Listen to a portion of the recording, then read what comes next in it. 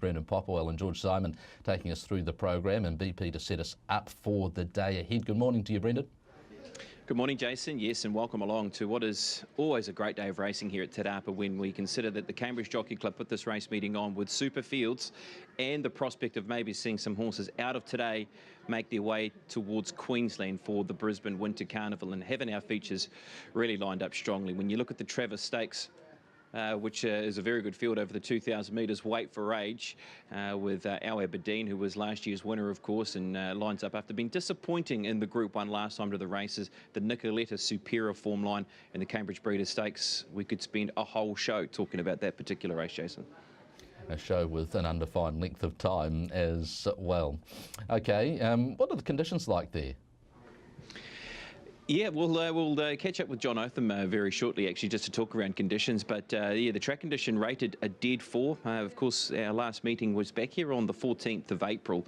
There's been a little bit of rain as well, sort of through the week, and it's just meant it's kept the freshness in the track. So we'll get a guide from jockeys just around how the track will play here today, because the running rail's in the true position. Of course, the running rail was out to 7 metres for that meeting back here on the 14th of April. There still was that little bit of kickback here on the 14th of April. They did do some remedial work and what have you around the track condition here leading into that meeting back here on the 14th of April. But yeah, it's going to be interesting how it plays, isn't it? I mean, normally rail in true position, it can play to those horses at up and in, but just how fair will it be right across the track here today? We'll try and get that guideline from jockeys as we talk to them throughout the day. But look, here's the latest from Stoke Produce Steward, John Otham.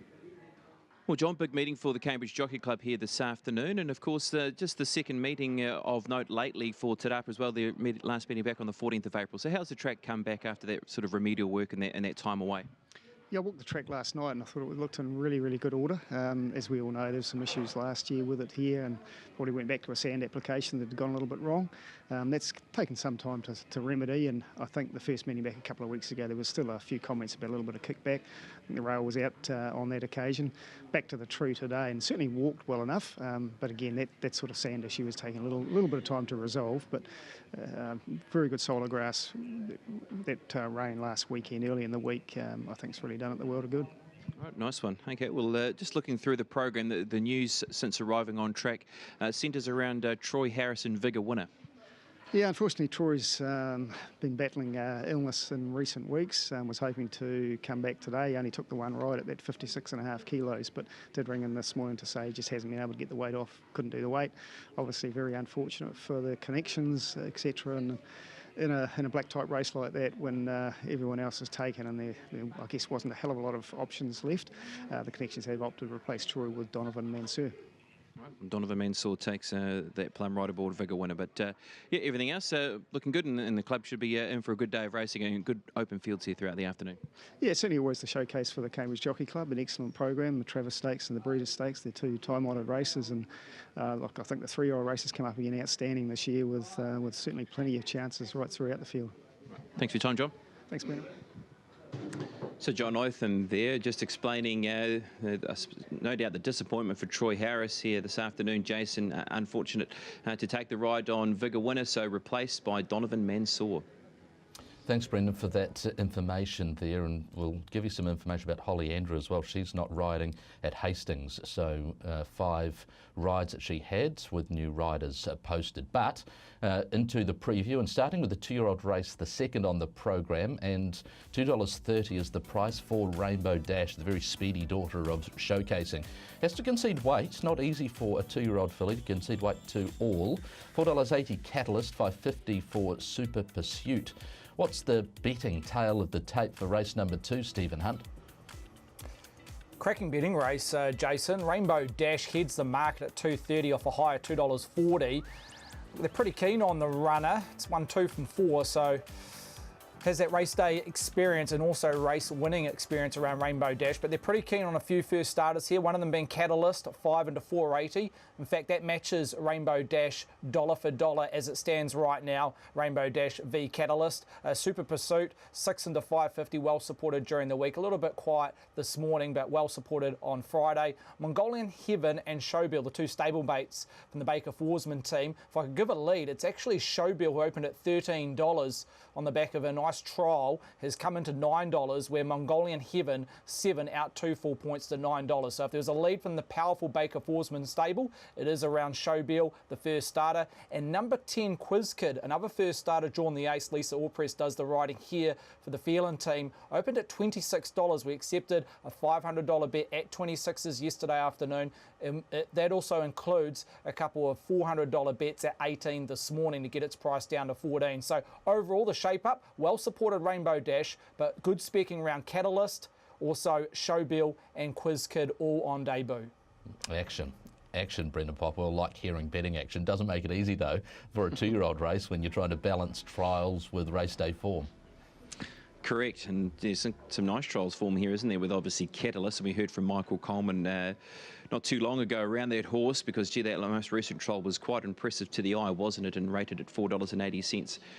Look, it's hard to go past some very strong race day form, isn't it? And Rainbow Dash has got all that form you can ask for. Just beaten, narrowly beaten, of course, in the Mudda Breeders 3 starts ago when she went forward and she was run down by Aretha. Then she took on Group 1 company. They decided to roll the dice and have a shot, and a deserved crack as well.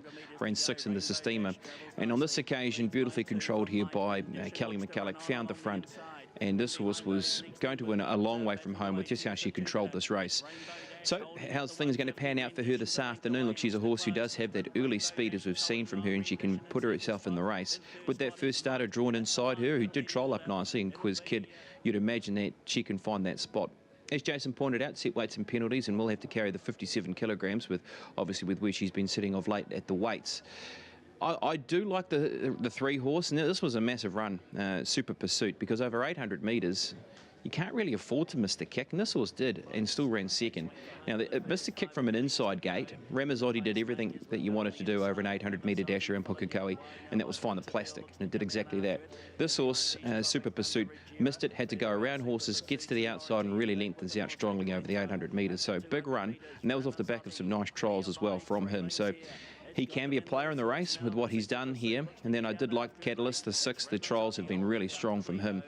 Gee, he won oh so easily at the most recent trials around Waipa. And then I threw the 4 into the mix in Mongolian Heaven, but I do have a lot of respect for the 10 runner in this race, excuse me, in Quiz Kid. I thought his trials were very good. His most recent trial, he set 3 wide in speed for the last 600 metres of that trial, and he still had a fair bit left in the tank as well. He is a horse I'm happy to sort of keep safe if you want to play a multiple bet, but 1, 3, 6 and 4 my numbers. There's really been a lot of betting action in that race, and there will be a lot of betting action to come, so we'll be monitoring those market moves very closely in the lead up to race number 2. Going to race number 4 now, and this is another event that has a lot of quality to it, even though it's small in size. A 3-year-old set weight and penalties, the Mara Grange Rehabilitation and Fencing Premier, with Pin Me Down $2.70, Peaceful $3.60, Sahar at $4.80, and Socialite Stephen Hunt. I know there's been a scratching here, but only the one of them has trimmed up with you, Socialites. $8 when we posted this market on Thursday from memory, Jason, now in 2 full points to $6.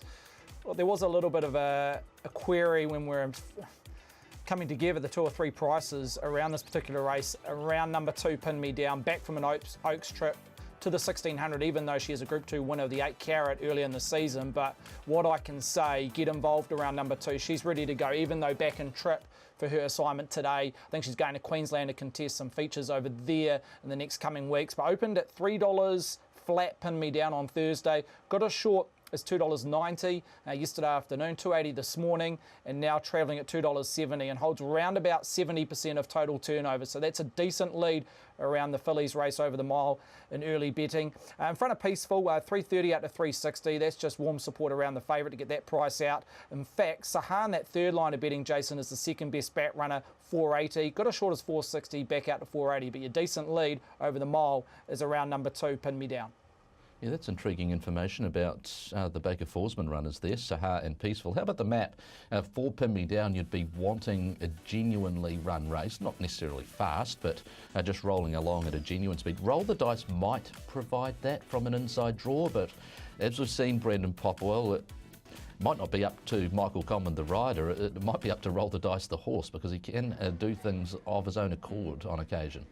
He can, can't he? And with him drawn in barrier number 1, look, he's a horse who's got a bit of talent. We've seen him win nicely, and of course he's tackled strong company. It is through his 3-year-old campaign this season, Roll the Dice, but he plays a fairly important part to the race, this horse, Roll the Dice. Because I do like Pin Me Down. I thought this horse with a chance to be able to just track a horse like Roll the Dice presented really does have a good turn of foot, and we've seen this horse produce that turn of foot in 2 stakes races this season at Ellerslie. Now this is 2 starts ago when she was presented and won the Sunline Vase, and she was able to find a patch, just one off the rail, and Jake Bayliss was able to really stretch her out, and she just got the business done here on this occasion. Of course, she then competed in the New Zealand Oaks following that when finishing into 10th position, beaten around 6 lengths, but even her 8-carat win as well when she won over the distance of 1,600 metres. There's so much quality around her, and with what she's competed in, that's what I keep coming back to, Jason, with her, because there is a very high likelihood that she's going to be making her way towards Queensland for a Brisbane Winter Carnival. So I thought this race sits perfectly for her at the distance of 1,600 metres, and against opposition as well that haven't tackled those type of races. Yes, Peaceful has gone to a Melbourne Spring and competed in 2 races, and a listed O'Leary Stakes winner, but this horse has shown top draw quality and could continue on with the job as well throughout the winter. So I'm with her. I'm quite clearly with her as well. I've made it my best on the program. Number 2, Pin Me Down. In front of the 6 in Peaceful, the 5 in Sahar, and then the 8 into the mix in Social Lights. But every time I look at this race, I just keep coming back to Pin Me Down. Yeah, for sure. You just hope that Cameron Lammis is moving at the right time. You wouldn't want to be giving horses like Sahara and Peaceful too much of a start if that's the case. But yeah, excellent race number 4, and she looks like a leading chance on the card. Pin Me Down. Okay, moving on with our preview and checking out the market for race number 6, where She's Not Bad is the 440 favourite from Hanger. Pretty to See at $6.50. Vain Door and Has a Halo both at $8.50. We've got Remington with Chelsea Burns 4 kilo claim at $10. What can you tell us about any money moves for the Aon Insurance Brokers Premier here, Stephen? Great betting race, Jason. One of many up and down the card at Te Rapa today. She's Not Bad Hanger, open $4.60 each of 2 this morning. Now that move there around number 8, She's Not Bad, has just happened in the last 2 to 3 minutes. So it's now $4.40, lonesome favourite, in front of Hanger at $4.60. Pretty to See, $6.50 opening quote. I wouldn't be surprised if that drifted, Jason, just on the lack of support around number 4, Pretty to See. Hussa Halo, well supported at $8.50. That is her opening line. Vain Dior, $10, now as short as $8.50. A little bit of a move around Vain Dior this morning, as has been number 3, Remington, who is the stablemate in the current favourite of She's Not Bad, who's drawn that awkward gate. She's Not Bad, even though Opie doing the riding. But Remington, drawn barrier 3, back left-handed, had no luck, even though it was very well supported first up a few weeks ago. They're coming again off a top fluck of $13, now travelling at 10. So there's one in the middle market. If the race was to jump right now, is our biggest liability. A little bit of specking around number 10, Power Harder, drawn the ace. And Swiss Watch, normally a well-backed commodity, no money here. We're willing to take the risk at long odds. That is interesting. I was going to ask you about Para Hatter, so glad you touched on that. And also Swiss Watch, a runner that often carries support. This is the map brought to you by formpro.co.nz and FormPro Ratings. Swiss Watch and Para Hatter, they do look the speed. One's drawn out and one is drawn in. And Brendan, we know how well Para Hatter has gone at Te Rapa in the past, and often at big odds. That's right. And we wind the clock back to this horse winning the Cambridge Breeders, of course, last year, don't we, with Power Hatter. So inside gate, Swiss Watch is a horse who does really love to get on his bike as well, Swiss Watch, and from an outside barrage, well, you'd imagine that their best option is to try and put the horse forward and running. Gee, it's a good race though, isn't it? I mean, gee, there's a host of chances to talk about. Interesting on that move around Remington, isn't it? Because he did take support first time to the races, and now with 4 kilos off the back, with Chelsea Burden with a good draw. Be interested to see what they want to do there, Jason, isn't it, with Remington, in terms of him having no weight on his back and him having a good barrier draw. Do they want to be positive with him in the race? I thought Pretty to See, with what we've seen from this horse so far, when of course returning from Australia, where a horse formerly from Australia has put 2 very good wins together out of Ellerslie. Hanger, I'm not too sure how to sort of place Hanger in the race here this afternoon. Of course, he ran second in the Breeders last year, and he was very unlucky in that race. He sort of gets the right breaks last year, and he possibly wins that race, Hanger. And then Hessa Halo, who comes back from the Group 1, where I thought she was a decent chance at odds in that race because of just how unlucky she was with 2 starts to go around Tauranga. So she's going to need things to happen for her in front of her, but if possible, look, she's a horse who can sprint over the top of them. She's not bad, she's got good winning form, and there's been market support. Like I keep coming back to this race, and I just almost come back to different numbers, but I'm going to go with the 7 on top in Hassa Hale. I'm going to give her another chance, because I thought there was enough in her 2 runs. Obviously, her first run was exceptional, but she only beat a few horses home, but on the clock she was very good, and then unlucky around Tauranga. 7 on top, in front of the 4 and Pretty to See. Put the 8 and She's Not Bad into the mix, and then you could have picked a host of other runners to run into 4th position. I'll go with Hanger number 5. Yeah, how that track plays and sort of the pattern that might be evident by race number 6 could shape that market even further, because as we noted on that speed map there, if they really wanted to push on Swiss Watch, even though it's drawn wide, it might be able to get across and find a forward spot without too much trouble. There are a lot of horses that just sit naturally in that sort of middle part of a 1400 metre race like that. Okay, moving on to the next on the program there at Te Rapa, and this is how things shape up for the Travis Stakes. Sapera, now $2.60, $4.20 Nicoletta, our Aberdeen 7, and Fiscal Fantasy there at 8. Jessie G just a slight trim at 13, and that's short on the totalisator at $6.80, and Yun back to 11. I suppose the story is still about Sapera here, Steve? Absolutely, Jace. As I mentioned at the top of the show, best back runner up and down the card at Te Rapa today, number 3, Sapera in the Travis Stakes.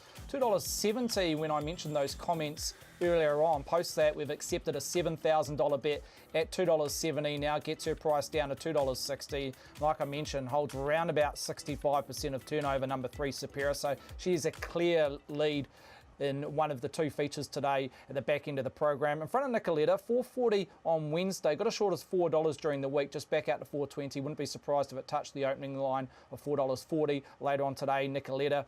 Our Aberdeen, $6.50 out to $7. A little bit of action, but will probably be running for us with the warm support around Sapera.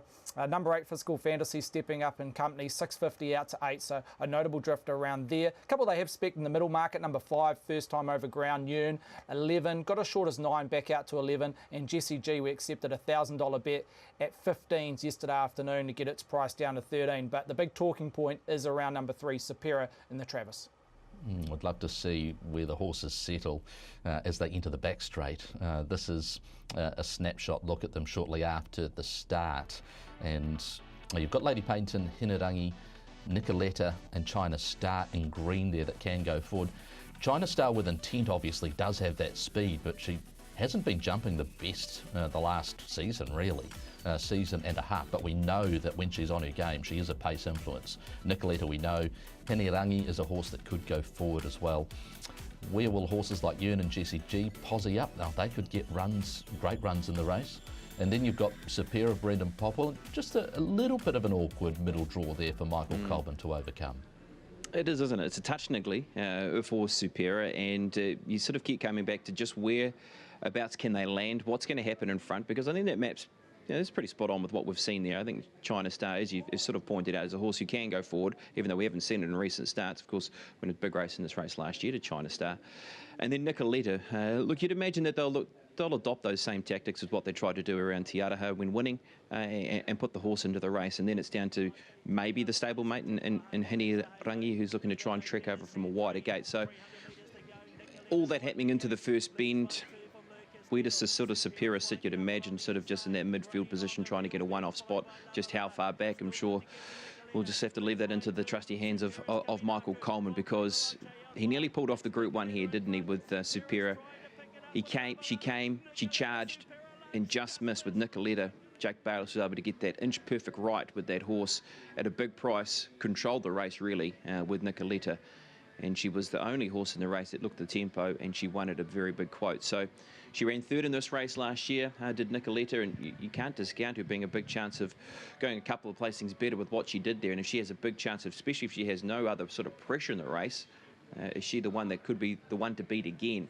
I went with Sapera. I do like her chances. I'm unsure about our Aberdeen in the race today, Jason, because I just don't know how to place her, because leading into that race out of Te Araha, there was such a big push for her leading into it. I saw her exhibition gallop at Matamata, and they just thought she's on point, she's ready to go.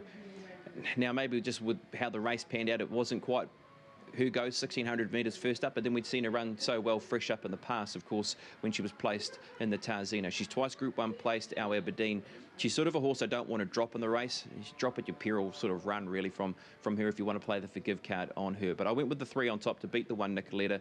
The 2 Our Aberdeen could just be that pinch of value runner if she starts pushing out in the market. And the 5 Yun, she steps up to 1,600 metres. So often this race, Jason, you see horses who run at the mile, all preparation, and they have that last shot at the stumps to move up to 2,000 metres before they tip out for a spell. And she ran a cracking race last Saturday in the Easter. Yes, she certainly did. Okay, moving on to the 3-year-old race, the Cambridge Breeders, and $3.60 Santa Catarina. Any sort of more developments in this market, Stephen, the last hour? Overall, a very solid market, Jason, with no clear lead. At least half a dozen well supported, including the favourite in Santa Catarina. $3.60 off a peak of $3.70. Well supported, heads the market in front of GG Express. $4.80 off a peak of $5. We accepted a $1,000 bet yesterday afternoon at 5s. Media Sensation has been hovering around that 7.5 line, currently trading at $7.50. Vigor Winner opened at $8.50, got as high as 11 on Thursday, now travelling back into $9.50 in that single figure bracket. She's All Mine, unbeaten galloper, 3 from 3. $14 on offer during the week, now travelling at $11, probably our biggest liability. If there's any slight lead, we will definitely not be cheering home number 12, She's All Mine. Cavallo Valace has been well supported in the last hour or two this morning, off a peak of 14, now travelling at 12. And also Weka Force, Drawn the Ace, with Vinnie Colgan doing the riding if the track's playing in favour along the rail there. And maybe that $18, $21 currently on offer might be a touch of value, currently a losing result. So no strong lead, backing at least 6 or 7 here. It's that sort of race, isn't it? Here is the Form Pro speed map, formproratings.co.nz, and green across the board, BP. Well, Well, they could break the sound barrier early here, couldn't they, with some of these runners? I mean, they really could. I mean, there's so much speed across some runners. I mean, even one of the horses who's gotten off the ballot, Jason, and Bolt from the Blue. I mean, that horse plays a serious part here in the tempo as well now, with this horse coming in off the bench. Now, I know the horse missed the start here, and that was the downfall of this horse when beaten here 2 weeks ago, when he was just a stride slow away. Look, we haven't seen him do that. Every other time we've seen him just rip in front. And then what happens sort of out wide? I mean, you've got She's All Mine. You'd imagine they'll want to be positive with her again. I've been really taken by what she's done in her 3 wins to date. Santa Catarina's drawn out there as well. They could come across, and then you've got a big chance then, if there's going to be all this hot speed, does it play into a horse like Media Sensation? And off the back of what she did last start to the races, when she's come home in 32.04 for the last 600 around Alice when ridden very cold, it could play into her hands, couldn't it, the Group 1 winner? So, look, I went with her. I thought she was the value in the market when these markets were posted. But barrier draws come down to a lot of change in selections and things, because when I saw these nominations, Vigor Winner was the horse that came straight to mind when I saw this runner. She's All Mine, a horse, if you'd drawn better, maybe would have been higher in the numbers as well. I've put Vigor Winner in the mix, but also Kiji Express, who was unlucky here last time to the races when finishing into second position behind She's All Mine, and then the 5 Vigor Winner and the 12. I've put her in. I've put her in the mix, and She's All Mine. But Weka Force, I think Weka Force plays a part too, Jason, with the speed. Do they just put the hammer down early from barrier number 1? Yeah, why not? That sort of worked brilliantly last time, so I'd expect Vinnie Colgan to be very positive. It's funny when you see a map like that shapes as though there are a number of horses that will go forward, and when it comes to race start time and trainers and connections that are legging their jockeys up and they're saying, well, maybe we should stay out of the speed, then all of a sudden all the speed evaporates and there is none in the race. But it does, for all intents and purposes, look like a very competitive first 300 or 400 metres, but we'll see how that pans out. Race number 9, and yeah, Beauty Miles. Beauty Miles. That's the name, Stephen Hunt. Beauty Miles. Well, whatever they call it, Jace, today, hopefully it's not over the line in first place, number 5, Prince Hareem. It's a shame it comes to the last to dictate how we're going to be in the office later on this afternoon. Prince Hareem counts for around about $4,000 of total turnover at an average lay price of $20, and that's really all I have to mention around this race, because there's little to speak of around or outside number 5, Prince Hareem, with Donovan Mansour now doing the riding, with Troy Harris unable to take that ride. So, yep, 41s into 850. Brendan, are you on?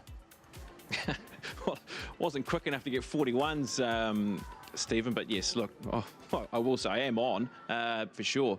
Now the price is evaporating in front of us. It's like looking at a cloud, isn't it? It just keeps disappearing. The price on Prince Harim. So let's go back to the trial and show you the reason why this horse is such the big mover of the day. Prince Harim, now Ever Loyal was nice in this trial as well, who wins and sits sort of just camped off them. But Prince Harim doing all its best work late and behind in the orange cap, only beats a couple of runners home here. But you can see once coming underneath, D-Mansour picks up nicely and posts the trial. We're able to just watch a little bit past the line as well, gets on heels, and he looks ready to go. Now, of course, he's first up over 1,200 metres. He won at this meeting 2 years ago. Look, he's no laydown, but he was certainly no $41 chance, and that's, I think, the key factor around it. Now we're starting to shop for a price where it's very short, and unless you are on, you're probably not going to be considering taking $8.50 because there might be a chance to take something else. But yeah, I was doing my selections and things for today, Jason, and about 11:30 last night, I put through my sort of best in value, and Prince Harim was my value bet, and it was $18. And then 11:31, it was $9. So there was a big move last night on Prince Harim from 18s into $9, and it's just kept on piling in from that early quote of $41 on Thursday. So, yeah, good luck, Stephen. Like you mean it, Brendan. Like you mean it. Well, the money's on, and now it's up to the horse, and there are connections of other runners in the race that will be trying to win it. And of course, some very well credentialed horses in there. For example, Pitch and Switch and others, Maison Roxanne. BP, your suggested plays?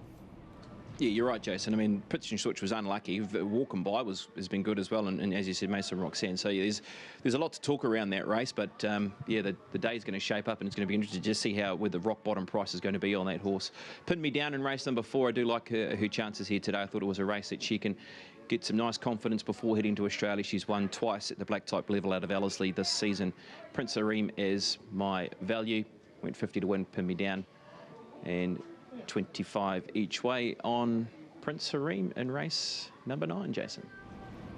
Thanks, Brendan. Yeah, it's just getting put off. There's a lot of rain at the Hamilton studio, which is about 3.5 kilometres from Te Rapa. So hopefully that doesn't get to you and somehow scoots around. But looking forward to the program. We'll be catching up with Brendan Popple and George Simon before race number 1.